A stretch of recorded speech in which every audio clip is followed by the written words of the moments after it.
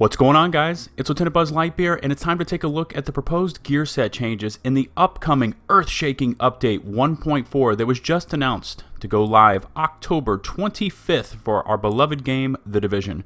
Keep in mind, this is what the possible changes could be, as this is a preliminary list, and Massive could tweak even further prior to launching Update 1.4. Today will be episode 1 of this 13-part series, as I do not want to upload a 30 to 40 minute video with all 13 gear sets at once. Okay, let's get into some of the basic gear set changes before we cover the STRIKER'S BATTLEGEAR gear set.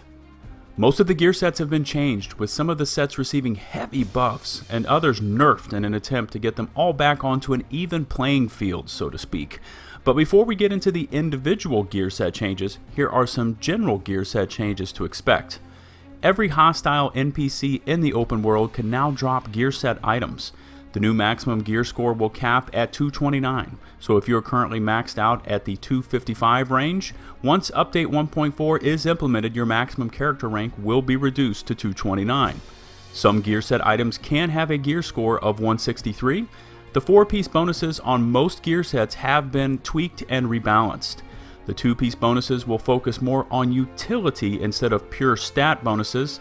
And finally, the 5-piece bonuses for Sentry's Call and STRIKER'S BATTLEGEAR have been totally removed from the game.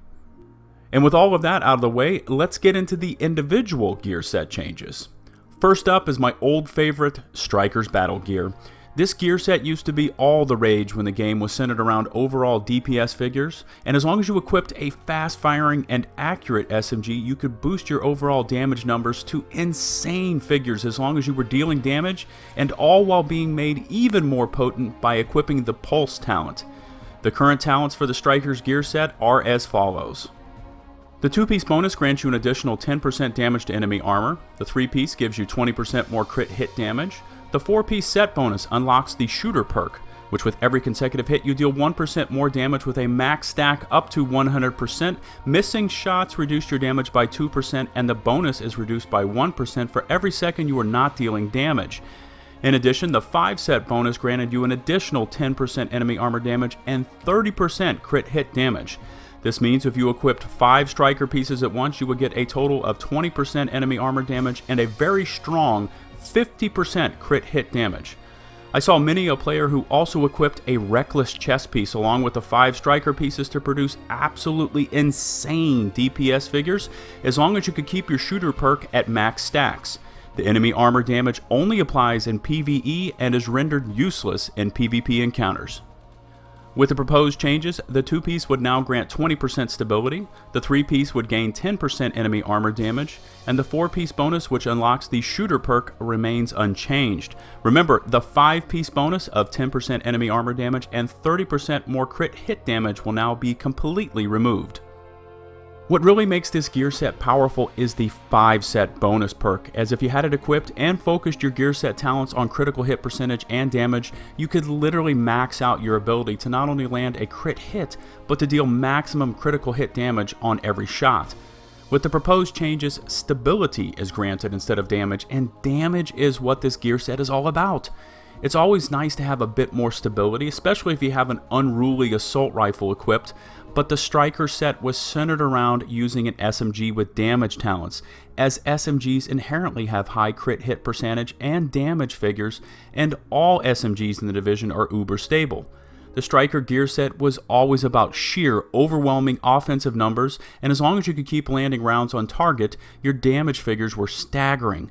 If your aim was on point and you could keep the Shooter perk at max stacks, you could absolutely melt other agents in the Dark Zone even without the additional enemy armor damage perk, and your damage output was further enhanced by the Pulse.